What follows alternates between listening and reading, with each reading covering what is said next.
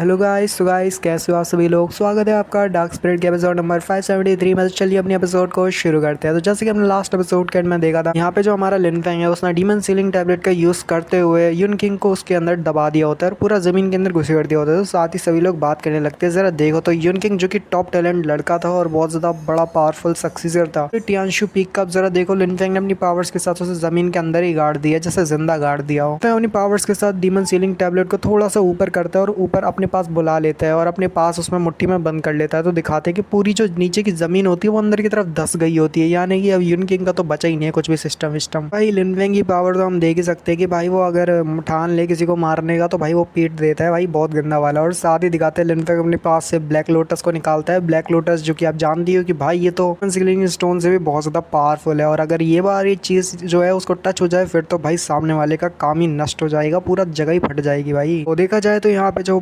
मतलब बड़ा सा ब्लैक लोटस होता है वो आगे की तरफ बढ़ने लगता है, पर जब वो बढ़ता है तभी दिखाते हैं कि हमारा युन किंग वहां से बाहर निकल जाता है, यानी कि वो उस हमले से बच जाता है, डॉज कर लेता है। फिर वो भागने लगता है तो लिन फेंग उसका पीछे करते हुए कहता है क्या तुम्हें लगता है कि तुम यहाँ से एस्केप कर पाओगे। तो बंदा कहने लगता है कि मैं तो यहाँ पे भाग के रहूंगा, देखते हैं तो मुझे पकड़ पाता है कि नहीं। लगने लगता है कि तभी लिन फेंग आसानी के साथ उसे पकड़ के उसके पाम मारता है बैक पे, और जब वो उसके बैक पे पाम मारता है जिसकी वजह से उसके मुंह से ब्लड निकलता है, क्योंकि बंदा पहले से ही जख्मी है और लिन फेंग और जख्मी कर देता है। हमें पता चलता है कि लिन फेंग सक्सेसर होने के लायक नहीं बल्कि टियानशी पीक का पूरा किंग होने के लायक ही है। यहाँ पे टियानशु जी आगे बढ़ता है और कहता है युन किंग क्या तुम ठीक हो। और युन किंग के पास वो जाने लगता है और दिखाते हैं वो युन किंग के पास आके उसको पकड़ लेता है जिससे वो नीचे ना गिरे और उसकी जान दोबारा बच जाए, नहीं तो बेचारा और कमजोर है और कमजोर हो जाएगा। मास्टर रहते हैं यानी टियानशु जी जो होते हैं ना, यानी युन किंग के मास्टर, वो जल्दी से उसको पकड़ लेते हैं और जल्दी से उसको पकड़ने के बाद मन में कह रहे होते हैं ये बंदा तो बहुत ज्यादा खतरनाक है। देखो तो युन किंग की पूरी बोन्स टूट चुकी है, जितनी भी बोन्स थी उसकी सभी ब्रोकन है। उसको बहुत ज्यादा रिकवर करने में मुश्किलात का सामना करना पड़ेगा और हो सकता है मुश्किल से ही यहाँ पे रिकवर हो पाए या फिर हो ही ना पाए। हो सकता है अभी जिस स्टेट पे ये था, यानी जिस कल्टीवेशन स्टेट पे था अब दोबारा शायद उस पे ना आ पाए, यानी ज्यादा हायर लेवल को अचीव ना कर पाए। फिर जो बेशरम इंसान होता है यानी टियानशु जी, वो कहने लगता है कि जरा देखो तो ये टियानजुआन पीक का सक्सेसर कितना ज्यादा क्रूल है कि यहाँ पे वो अपने फेलो डिसाइपल्स को इतना ज्यादा जख्मी कर रहा है। अच्छा, बहुत अच्छा कि तुमने तो बहुत अच्छा किया है दूसरे अपने फेलो डिसाइपल को क्रपल करके। तो साथ ही यहाँ पे लिन फेंग कहने लगता है ओ अच्छा, तो तुम्हारा दोबारा से शेमफुलनेस दिखाई दे रहा है, जहाँ पे तुम कितने ज्यादा कमीने और बेशरम हो वो भी हम देख सकते हो। और सभी ने देखा है कि कैसे तुम्हारे डिसाइपल ने पहले मेरे ऊपर स्नीक अटैक किया। स्नीक अटैक करके वो अगर थ्रू की स्टेट में मेरे ऊपर हमला करता तो मैं मारा जाता, और तब तुम नहीं कहते क्या तुम्हारे फेलो डिसाइपल में मेरे जैसे की जान लिया। मुझे नहीं लगता तुम्हारे अंदर दिमाग के अंदर ये सारी बातें आती, पर खैर तुम्हारा डिसाइपल हार चुका है और क्रिपल्ड हो चुका है, तो अब तो तुम्हारे दिमाग में बहुत सारी बातें आएगी मेरे खिलाफ। अगर वो मेरे लिए फेलो डिसाइपल है तो मैं भी उसका एक फेलो डिसाइपल ही हुआ। तो एक तरह से देखा जाए तो वो कितना ज्यादा कमीना है कि तुम्हारी टियानशु पीक वालों ने उसको ऐसी चीजें यूज करना सिखाई है मेरे जैसे फेलो डिसाइपल के अगेंस्ट। हमारी टियानशु पीक में अपने फेलो डिसाइपल को यही सिखाया जाता है कि आखिर कैसे दूसरों के ऊपर छुप के हमला किया जाता है जब वो ब्रेक थ्रू करने की स्टेट में हो। कभी ऐसे ही होता है ना तुम्हारे यहाँ पे, तो टीचिंग्स दी जाती है तुम्हारे लिए। तो देखा जाए तो इसमें उसकी भी कोई गलती नहीं है, वो है ही इतना कमजोर की तुम्हारे जैसे टियानशु पीक के जितने भी सक्सेसर है बहुत ज्यादा कमजोर है। तुम्हारी पीक ही बहुत ज्यादा कमजोर है, एक सिंगल ब्लो को विथस्टैंड नहीं कर पा रहे, और तुम्हारी पीक वाले कहते हैं कि तुम बहुत ज्यादा स्ट्रांग हो और अकेले मुझे हरा सकते हो। तो कुत्ता होता है बिल्कुल वैसे भौंकने वाला पर काट नहीं सकता, तो बिल्कुल वैसे ही है। तो बोलते ज्यादा ऊपर करने की बात आती है तो तुम भीगी बिल्ली बन जाते हो। टियानशु को तुमने पूरी तरह से एम्बेरस करके रख दिया है, तुम्हारी वजह से पूरे टियानशु की बेइज्जती होती है हर जगहों पे तुम्हारे जैसे लोगों की वजह से। अगली बार जब कोई आउटसाइडर आए हमारे टियानशु को घूमने के लिए या फिर मिलने के लिए, तो साथ ही मैं तो चाहता हूँ कि इस जैसे कमीने को अपने वो टियानशु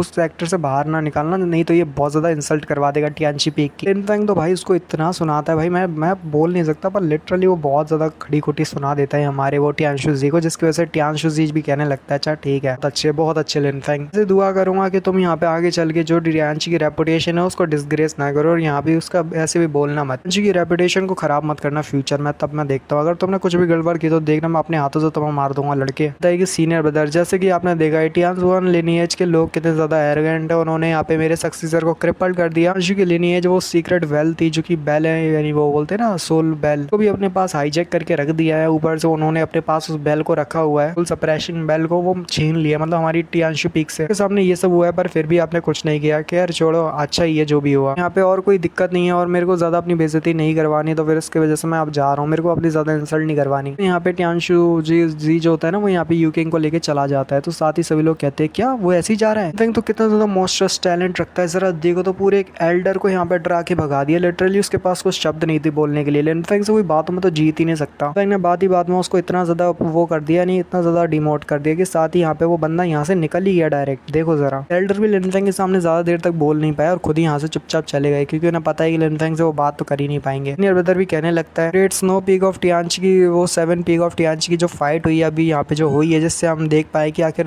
टियांजुआन लिनिएज को कौन संभाले। देख सकते हैं कि यहाँ पे रिजल्ट जो निकले, रिजल्ट बहुत ज्यादा जो वैसे ही निकले कि यहाँ पे हमने सोचा नहीं था, पर फिर भी रिजल्ट बहुत ज्यादा अच्छे निकले कि एक लड़के ने अकेले ही सारे लोगों को हरा दिया। अच्छी बात यह है कि यहाँ पे ज्यादातर किसी की जाने नहीं गई। एक बात याद रखो कि सभी लोग तुम्हारे सिबलिंग्स जैसे तुम्हारे भाई बंधु हैं, मिशन को नहीं भूलना है। और साथ ही दिखाते वो अपने पास से एकदम वैसे उंगलियों को कैची बनाते हो, अपने बालों को थोड़ा सा काट लेते और कहते हैं कि आज जो टियांशी में जो चीज़ हुई है, यानी मैंने किसी का भी गलत किया हो या किसी के साथ भी कुछ गलत किया हो, उस कंपटीशन को रख के बहुत बड़ी गलती कर दी हो, तो इसके लिए मैं अपने छोटे से बाल काट रहा हूँ। हो सकता है ये सारी चीज़ें मेरी वजह से क्रिएट हुई हो, तो इस वजह से मेरी यहाँ पे थोड़ी बहुत गड़बड़ है। मैं आगे नहीं चाहूँगा कि ऐसी चीज़ें दोबारा हो। आप जबकि यहाँ पे रिजल्ट निकल चुके हैं, लिनफेंग यहाँ पे सक्सेसर बन चुका है टियांजुआन पीक का, तो अब से वो टियांजुआन पीक की लिनिएज का सक्सेसर है। लिनफेंग के पास कोई ट्रेजर हो, भले वो कुछ भी अपने पास रखे, A to Z कुछ भी, बस टेल यहाँ पे कोई भी उसको यहाँ पे छीनने की कोशिश नहीं करेगा। जो चीज़ लिनफेंग की है वो लिनफेंग की और लिनफेंग ही सक्सेसर है। मुझे लगता है कि यहाँ पे कोई भी अपनी सेल्फिशनेस को नहीं दिखाना, और यहाँ पे अगर लिनफेंग को सेल्फिश बनते हुए यहाँ पे लिनफेंग से चीज़ें छीनने की कोशिश करते तो याद रखना उसके बाद तुम्हारी यहाँ पे कोई जगह नहीं रहेगी। पनिशमेंट अगर तुम्हें पकड़े गए तो उसके बाद तो तुम्हें पूरे सेक्टर से ही निकाल दिया जाएगा, ये पूरी टियांशी पीक से ही निकाल दिया जाएगा। अब सभी लोग जल्दी से बताओ तुम सभी का मिशन क्या है। तो साथ ही सभी लोग कहते हैं हाँ, हमारा मिशन है एम्पायर को पूरी तरह से प्रॉस्पेरस बनाना और यहाँ पे पूरी जगह को ठीक बनाना। तो हो सके हम अपने एम्पायर के लिए करेंगे और यहाँ पे टियांशी पीक को बेहतर बनाने के लिए करेंगे। तो यहाँ पे मास्टर भी कहने लगते चल ठीक है, मैं यहाँ पे चलता हूँ। तो सभी लोग डिस्पर्स हो जाओ, यहाँ से चले जाओ। तो फिर यहाँ पे सारी चीजें खत्म हो चुकी है। तो यहाँ पे स्लो वेनरेबल भी लिनफेंग से कहने लगते हैं फ्यूचर में केयरफुल रहना, क्योंकि अभी तक सारी चीजें हल नहीं हुई। यहाँ पे वो बंदा ऐसे तो हार नहीं मानेगा। तो लिनफेंग भी कहता है हाँ ठीक है सीनियर, जैसा आप कहते हो। वेनरेबल कहते हैं कि हाँ ठीक है, तो यहाँ पे बिल्कुल केयरफुल हो, पर फिर भी तुम्हें बहुत ज्यादा केयरफुल रहने की जरूरत है, क्योंकि वो बंदे को जितना मैं जानता हूँ टियांशु जी ऐसे तो बिल्कुल हार नहीं मानेगा। वो पर्सन ऐसा पर्सन है कि इंटेंशन के बारे में भी किसी को ठीक से नहीं पता। वो ऐसा है कि टियांशी का बुरा ही चाहता है, का तुम्हें हार्म करने की पूरी कोशिश करेगा, जिससे वो तुम्हें हार्म कर पाए और यहाँ पे नुकसान दे पाए। हमारा लिनफेंग भी कहता है अंडरस्टैंड सीनियर, जैसा आप कहते हो मैं समझ रहा हूँ जो आप कहना चाहते हो सीनियर जू। पूरी तरह से केयरफुल रहूंगा और इस बंदे से दूर रहूंगा जितना हो सका, जैसे आपके यहाँ पे टीचिंग्स है। ये वाले एपिसोड का एंड होता है। तो नेक्स्ट एपिसोड में एक और बहुत बड़ा खुलासा भी होने वाला है, मतलब आगे आने वाले एपिसोड्स